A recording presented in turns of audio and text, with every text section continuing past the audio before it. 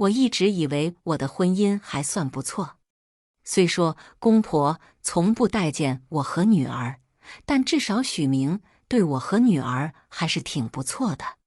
然而就在今年春节，我在婆婆家看到了一对母子，他们的出现彻底打破了我平静的生活。大家好，开始今天的分享之前，希望你能给人间烟火点个订阅，我将会分享更多优质的内容。今年春节，许明早早回了他妈家。许明是学校老师，一年有2个假期，比较自由。不仅是春节，还有平时的节假日，许明也必须回妈妈家。今年为了能早些回娘家，我提前了半天带女儿去了公婆那里。一进公婆家的客厅，我就直接愣住了。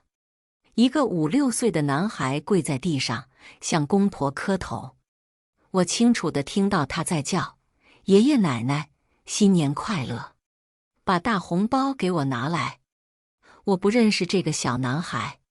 坐在许明旁边的是一个年轻女子，他们靠得很近，有一种说不出的暧昧。我来的时候，大家都惊呆了。我皱了皱眉头，公婆的脸上虽然不自然，但还是热情地跟我打招呼。吃饭的时候，公婆第一次给女儿塞了一个厚厚的红包，而坐在许明旁边的女人不知道什么时候走的。我想问清楚，但是大家都假装没听见我拐弯抹角的问题。就这一次，我的心里生了一根刺，对这个年轻的女人和小男孩有更多的怀疑。新年过后，公司收到了大量订单，我父母和我忙于工作，我决定请婆婆过来帮我带几天女儿。不过，我偷偷装了个摄像头。我不觉得我婆婆有多坏，但是我不能相信她。婆婆住下的第2天，2位客人来到了我家。一个年轻的女人带着一个小男孩，那是春节时那个溜走的女人和给他们磕头的男孩。婆婆一看到小男孩，立刻抱住他亲了亲，甚至比孙女还亲。那个男孩子横行霸道地抢我女儿的玩具，我女儿不给，他就直接扇了他一巴掌，吼道：“这是我爸买的，不是给你玩的。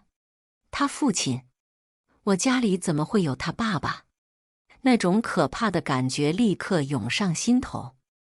我立刻冲回家，但是那个女人和男孩已经走了，只有女儿坐在推车里，手里拿着玩具，用充满委屈的眼神看着我。而我婆婆在厨房里摘菜，好像什么都没有发生过。当我回来的时候，她还在微笑。今天回来这么早，你想吃什么？我去做。我的第一反应是严厉地质问她，那个女人和那个小男孩是怎么回事？但关键时刻，理智瞬间回归。就像做生意一样，我从不打无准备的仗。我抱起女儿，靠在她身上深呼吸，试图控制自己的情绪。我妈说今晚要我和女儿去她那吃饭。直到我上车，女儿突然紧紧地抱住我，哇的一声哭了。我把女儿抱在怀里，心里满是悲伤。我拍拍她的背，心里暗暗发誓：宝贝，你受了委屈，妈妈不会让你白受委屈的。很快，我和我最好的朋友刘玲玲约好了，我让她帮我核实这2个人的身份。刘玲玲毕业后开了婚介所，在城市里人脉很广。听了我的事情之后，她立刻严肃起来，伸出手：“照片。”我没有照片，只有视频。3天，我给你结果。3天后，刘玲玲在我面前放了一个牛皮纸袋。我试着打开它，但她马上按住了它。她眼睛盯着我：“你准备好了吗？”我深呼吸，打开纸袋。虽然我心里有些预感，但是事实摆出来的时候，我还是惊呆了。男孩的名字叫许进兴，那个有点洋气的女人是他的妈妈。这孩子出生证的父亲栏名字是许明，而且还有着一张他们3口之家的照片。照片中的许明笑得很灿烂，和家里老是用平板玩游戏的男人完全不一样。但他是我老公，许明。这个男人肆无忌惮地在外面找女人，生了孩子。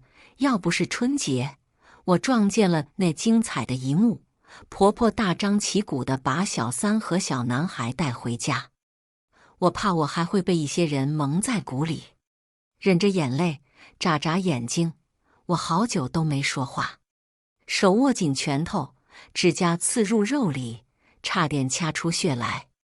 你打算怎么办？刘玲玲为我制定了几10个复仇计划。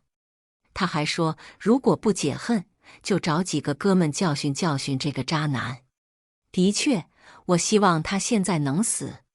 可我也明白，离婚对我没多大好处。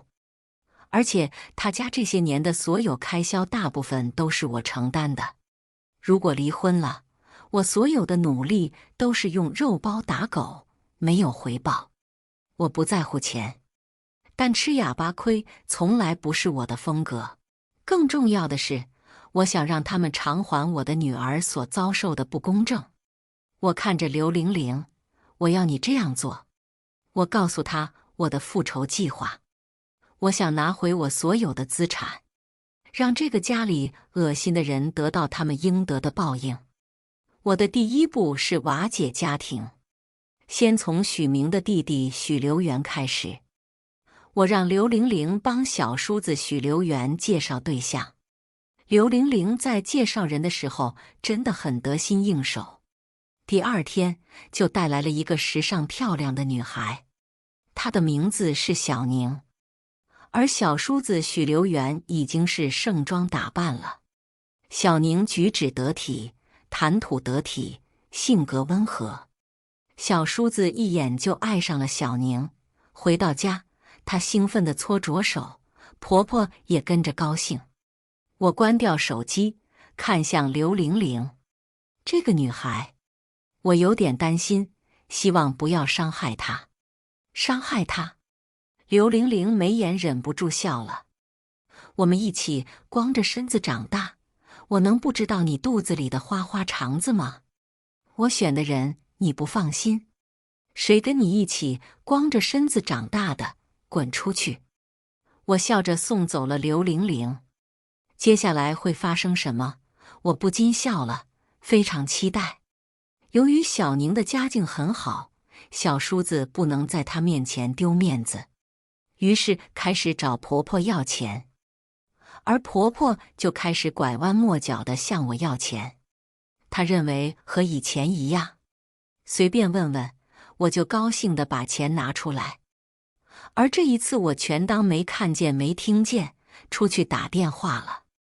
我在外面走了一会儿，然后打开了摄像头，家里已经出现了很精彩的场景。婆婆指着许明大骂：“你这个忘恩负义的懦夫！要不是你弟机灵，那女人早就发现了。你还能过这么好的生活吗？你在你弟身上花些钱，怎么了？这个女人有的是钱，你怎么能不拿出来呢？我觉得你是不想，你觉得我们在拖累你，你的良心被狗吃了。”许明面对婆婆的恶意指责，她也有点焦虑。要不是你孙子，我会左右为难吗？你到底给不给？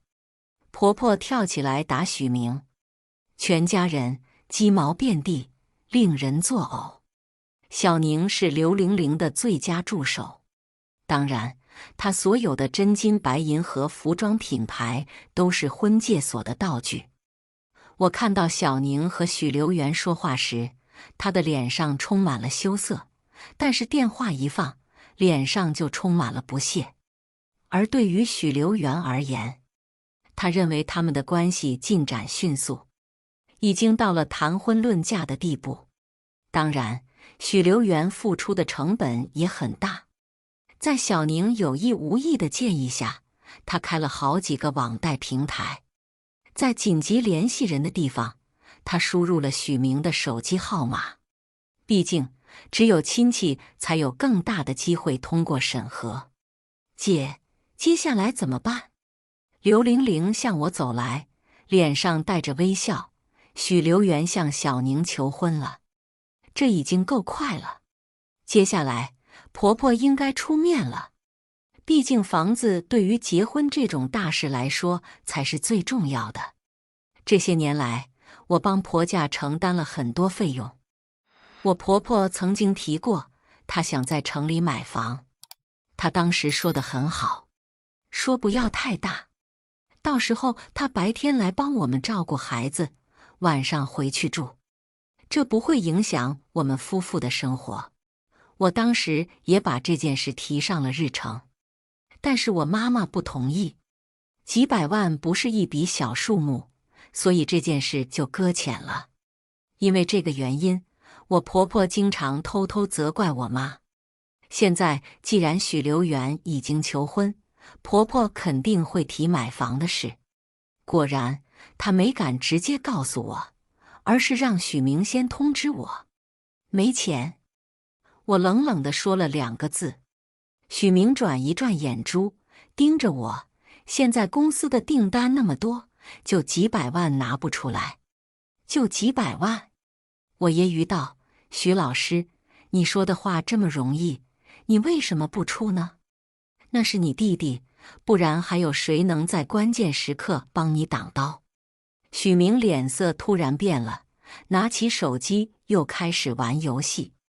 许明让我感到惊讶，他怎么知道公司的订单在增加？他还知道什么？加班回家，婆婆坐在沙发上吃苹果，2岁的女儿站在旁边看着。我回来后，婆婆马上把吃剩的苹果塞到女儿手里。你回来的正好，我已经和中介说好了，赶紧把房子卖了。你弟弟要结婚了，他需要钱买房子。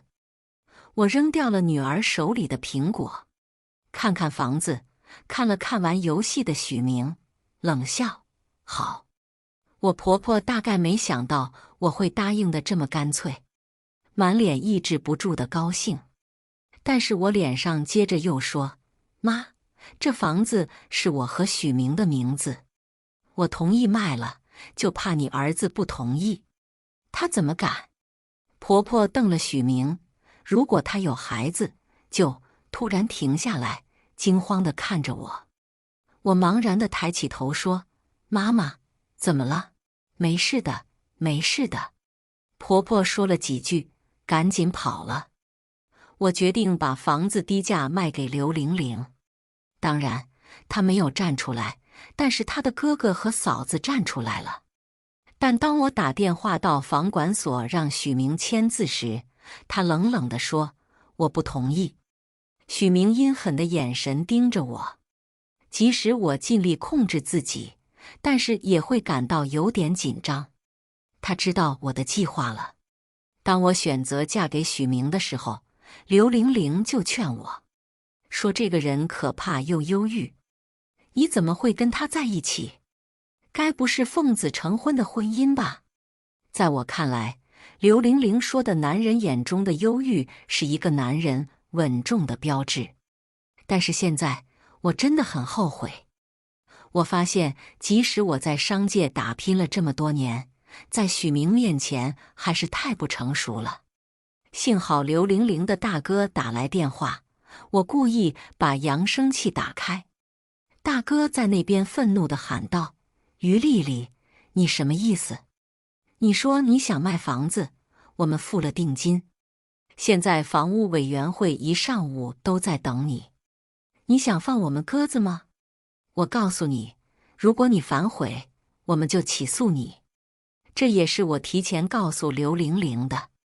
如果我没有在约定的时间出现，那一定是出了什么问题。告诉他，大哥给我打电话。我看着许明的眼睛，他那可恶的脸出现在我眼前，仇恨掩盖了我的恐慌。许明，你想要干什么？你想要什么？我提高了声音，我父母付了这个房子的钱，为了给你弟买房子，我赔钱卖了。我想要什么？是你们自己不同意对方的说法。你不同意？你的妈妈来的时候，你怎么不说？之后，我拨通了婆婆的电话，你大儿子不同意卖房。随后，我把门砰地关上。婆婆和许留元来到我家门口，我坐在办公室里喝茶，看着视频里的闹剧，还挺真实的。我告诉你，许明，如果我不能结婚，你就不能好好生活。许留元和许明对峙着，婆婆急得拍着大腿，一把鼻涕一把泪地骂许明没良心。我告诉你，如果你弟弟不能结婚，我就把你的事都给你说出去。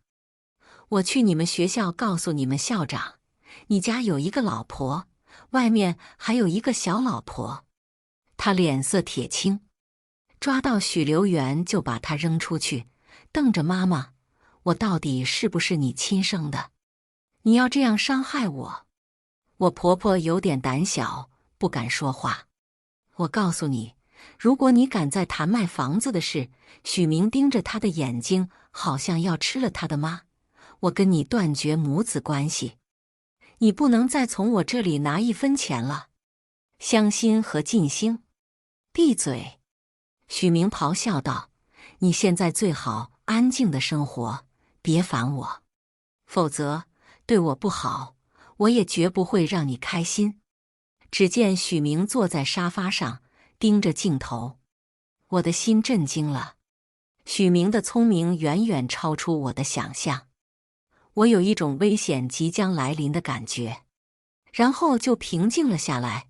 许明并没有什么动作。假期我甚至不回妈妈家，而是和我女儿待在一起。他越是这样，我越觉得这是属于暴风雨前的宁静。我猜不出他在想什么，下一步该怎么办。我唯一知道的是，他从来不想和我一起变老。俗话说，知己知彼，方能百战百胜。而我现在一点底都没有。公司又接了一笔大生意，但是甲方要求很严格，让我拿出一个只赚钱不亏损的方案。许明时不时抱着孩子走过来，蹲在我身边，轻声对孩子说：“亲爱的宝贝，看你的妈多忙，亲亲，我们回房间吧。”我对女儿只有无限的爱，况且工作太忙，真的需要有人帮我分担。即使是渣男，我也要好好利用他。我真的很忙，暂时没时间报复许明。就在我交计划的时候，甲方改变主意了，吹毛求疵。最后，我花了很多钱在这里买新闻。竞争对手之前向我提交了类似的方案，报价却比我们少。面对这种情况，我有点不知所措。公司里有内奸，父亲非常生气，想找出内奸。要知道，失去这个订单，我们至少会损失100万利润。公司所有人都慌了，特别是我的助手小新，急忙找我：“丽姐，你要相信我。”我想相信你，可我要怎么相信你？这个计划只有你和我可以看到。丽姐，小新急得哭了。丽姐，你怎么才能相信我？我想了想，摇了摇头。我真的不能再相信了。丽姐，我真的没有。小新还在哭，我完全不懂你的计划。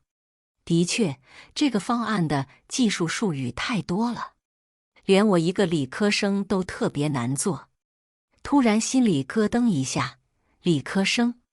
许明也是理科生？大学里的高材生现在也在教科学。想到这几天他的反常，我心里有了答案。不知道许明从这个订单里赚了多少钱，现在终于知道他是怎么养小老婆和私生子了。很好，非常好，我一定让你吃了再吐出来。半个月后，许明带着淤青和一瘸一拐的腿回来了。我假装关心他，问他怎么了。没事，摔倒了。他走进浴室。其实我已经知道是怎么回事了。我做了个假计划。我以为许明会找老王和老李，没想到他会找黎胖子。黎胖子是臭名昭著的流氓行当的，竞争是无耻的，也是无情的。这个计划不仅让黎胖子一分没赚到，还把之前的投资都打了水漂。黎胖子对许明自然讨厌起来了。而且我在这里成功拿下了100多万的订单，这让黎胖子更生气了。黎胖子直接在校门口堵许明，还对他拳打脚踢。黎胖子还逼着许明写下借条，让他承担50万的赔偿金。我为什么会知道这件事？因为黎胖子拿着欠条来找我。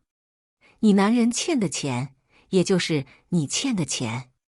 黎胖子满脸傲慢，你一天不给这钱，你男人一天都没有好日子过。随便啦。我打电话给保安，谁欠你钱，你找谁？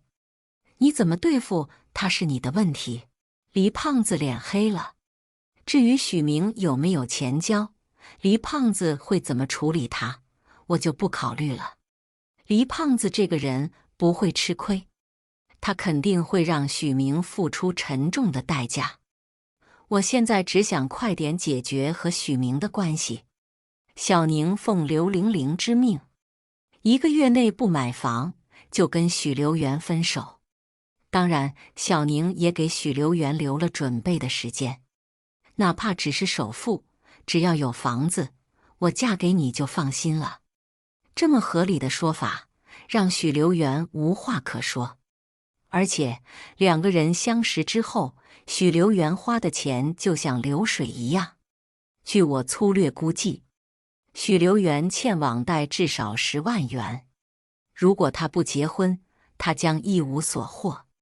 他和婆婆又找了许明，提出要卖掉我们的房子，给他买房子结婚。无理取闹。许明最近被黎胖子逼到精神崩溃，无心理会许留元，直接把他踢出去。你不要后悔。许留元大吼一声，冲出家门。婆婆坐在地上还在哭嚎。许明竟然直接拉起他的妈，死命地推门出去。电话在响，现在是许明给我打电话了。第一句话是：老婆，你现在在哪里？我弟结婚的时候急需用钱，我们先把房子卖了，然后我付首付，买个大点的。更大。你有钱吗？有钱就不会被黎胖子逼得走投无路。他现在一定已经筋疲力尽了。但是卖房子是我的计划，我当然不会反对。因为我赚钱的时候，钱都打在我妈账户上，所以许明查不出来。许明名下的2套房子，哪一套会转让？2套。即使经历了这么大的变化，我还是惊呆了很久。我们明明只有1套房子，怎么能再多1套呢？而且还是许明的名字，有错吗？是2套。店员很耐心，1套是万悦社区于丽丽的，另1套许明独立拥有，滨河花城。滨河花城虽然在郊区，但是房价甚至比我们住的地方还高。我突然醒悟了，他靠卖我们公司的机密赚钱。这所房子本来应该是属于我的，但现在不是撕破脸皮的时候，我还需要他的签名。否则，即使房子离婚了，我的财产也还是会分他一半。重要的是转账签名。许明现在就像热锅上的蚂蚁，他已经失去了理智。这是怎么回事？我还不知道。我只想快点卖掉房子，拿走我的财产。钱被转到了我妈妈的账户上。当然，买房的钱是我让刘玲玲暂时过渡的钱。我和渣男许明离婚后会全额退还购房款。现在房子交易只是为了保住我的一份财产，毕竟是父母的血汗钱，千万不能让这些疯子拿走半分钱。我必须捍卫我的尊严和财产。只要住房问题解决了，就不会有其他的烦恼。交易完成后，离开大厅前，许明拉着我：“亲爱的，我们现在去看房好吗？公司还有点事，你先走吧。你不是说是来交首付的吗？”我没有给他说话的机会。我出去上了公共汽车，扬长而去。许明的电话一直在打给我，我只会把他拉黑。我再也不会给他一分钱了。另外，我还要收集证据，把许明告上法庭。但前提是我要先跟他离婚，不然我女儿后半生都会被耽误。我打电话给公司律师，请他来谈谈，毕竟他在这个领域是专业的。在律师到达之前，办公室的门被撞开了。许留元红着眼睛冲我喊：“嫂子，你是什么意思？你答应卖房子给我买房子，你现在不接电话，也不把钱拿出来，你什么意思？”我努力让自己冷静下来。许留元，你想要什么？我告诉你，不要胡来！许留元尖叫道：“我警告你，别再捉弄我了！”他举起椅子，砸在了我的桌子上。我的电脑闪出火花，砰的一声爆炸了。我当时真的很害怕。我虽然不怕死，但是如果我发生了什么事，我的父母和我的女儿会怎么样？真的，我还没和许明离婚。如果我出了什么事，他会是最大的赢家。保安冲了进来，4个保安用力将许留元按在地上。保安看着我，脸上流着汗：“于总，很抱歉吓到你了，你还好吗？”“没什么，没什么。”我暗自庆幸自己听了妈妈的话，没有回家，而是躲在公司里。如果在家，相信我会很惨。于总，怎么对付他？送到警察局。只见保安队长偷偷把许留元的脸按在地上。我心里笑着，但还是说：“不，让他走吧，毕竟他是我老公的弟弟。”保安放开许留元，却没有离开半步，还盯着他看。许留元不傻，马上恳求我：“嫂子，我终于有女朋友了，请你帮帮我吧。我保证我以后赚钱了会还给你。”以后？如果不离婚，我怕我以后还会成为摇钱树。许留元，如果这房子是你哥出钱买的，你可以拿走，我没有异议。但这房子是我家出钱买的，你觉得我为什么要给你钱？因为你是许明的弟弟。嫂子，他还在恳求。好吧，你是许明的弟弟，也叫我一声嫂子。冷笑起来，我可以帮你。等你哥哥真的没有能力的时候，我愿意付这笔钱。现在，你哥哥在花城河边买了一套房子，花了几百万。在这个时候，他宁愿卖掉我们共同的房子，也不愿碰半块他自己房子的砖。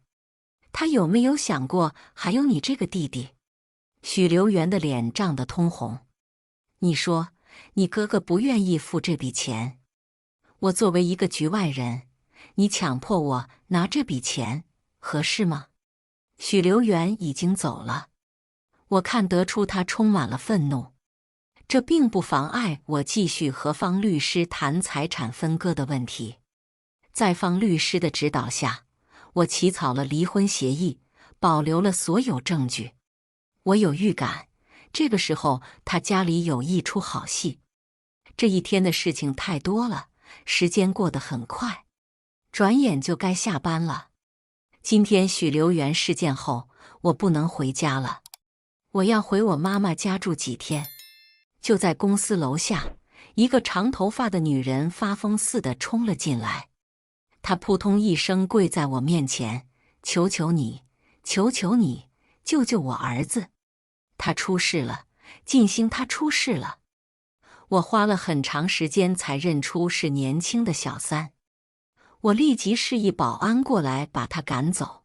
这个肮脏的女人，别弄脏我！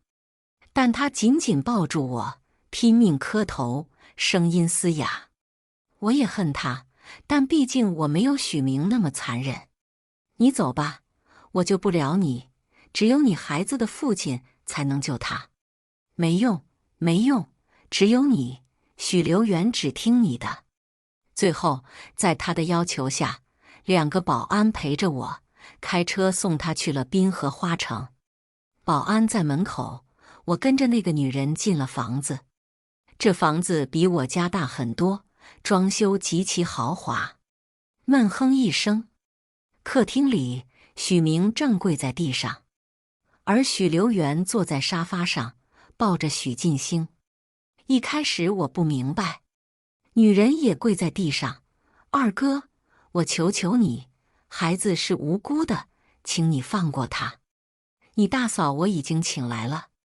这时我才看到许留园正拿着水果刀在小男孩许进兴的腰间，这孩子哭得都失声了。许明不停拍弟弟马屁，求着他放孩子走。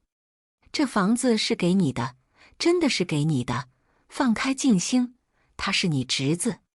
既然你替我想好了，你为什么不搬走？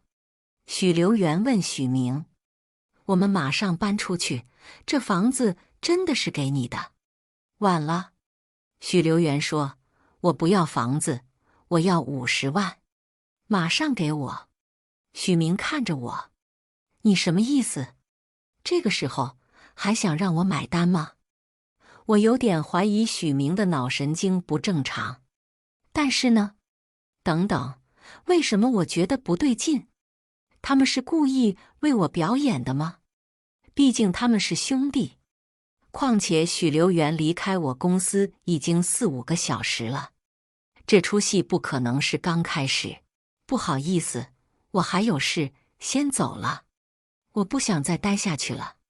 我转身要走，但我感到身后一阵冷风，一声条件反射的叫声传了出来：王队长。我进来时故意没锁门，王队长一脚把门踢开，另一个保安踹了许明一脚，保护了我。面对这样的情况，我无话可说了。法庭上见吧。可恶，都是因为你。许明擦了擦嘴角的血，骂了许留园，你太失败了，快放我儿子走。许留园盯着许明，突然举起刀。在尖叫声中，许明捂着腹部倒在血泊中，而许进兴以一种奇怪的姿势倒在沙发下，一点声音也发不出来。很快，许留园因故意伤害被逮捕，他用那把刀捅了许明，胃酸腐蚀了内脏，会有无数大大小小的手术等着他。上帝是公平的，他的罪虽不至于去死，但活着远比死更痛苦。但是在婚姻不稳定的家庭里，年幼的孩子又怎么能逃脱父母的伤害呢？现实生活的摧残让我的心隐隐作痛。这场悲剧的幸存者是谁？我婚姻的失败，他们父子的悲惨命运，还有婆家，不都是生活给的痛苦吗？既然已经相遇，就要勇敢面对。你犯下的错误也应该由你自己承担，即使是痛苦和绝望的。但毕竟，无论是谁犯了罪，都应该赎罪。滨河花城的房子卖了，即使房子没有我的名字，但是这钱是夫妻关系期间获得的，也属于夫妻共同财产。出于人道主义，我也没有要这笔钱。全部用于父子二人的医药费，这是我最大的善意。其他的事情需要自己解决。我不是圣女，我不能照顾这个世界，所以以后他们所有的苦日子，我自然不会再付出1分钱。我已经向法院提起了离婚诉讼。作为无过错方，法院依法判决离婚，我也得到了女儿的抚养权。黎胖子每天跑到许明妈妈家要债，还在村里发传单，说许明是道德败坏的大骗子。2个儿子，一个被捕，一个重伤，即将被抓。唯一的孙子也成了残疾人。母亲受不住这样的打击，彻底崩溃了。每天跑出去抱别人的孩子，被村民打了无数次后，她丈夫终于把她锁在家里，就像在监狱一样。许明的小老婆失去了儿子，也默默地消失了。破坏别人家庭的小三哪里会有什么好下场？无非是寻找下一个许明，被生活再次教会如何做人，不要做狗，生育工具或男人的玩物，善恶中有报，天道好轮回。这些渣男、恶心的人，报应迟早会来，只是时间而已。我卖了房子，这次我真的卖了。打扫房子的时候，翻出一份保险单，许明意外险，保额高达100万，受益人是我，于丽丽。我犹豫了一下，果断地点燃了打火机。燃烧的火焰在我眼前舞动，仿佛在警告着我，在这个世界里，做人不能太贪心，真的会害了别人，也会害了自己。以上就是今天分享的故事，希望能给人间烟火点个订阅，我将会分享更多优质的内容。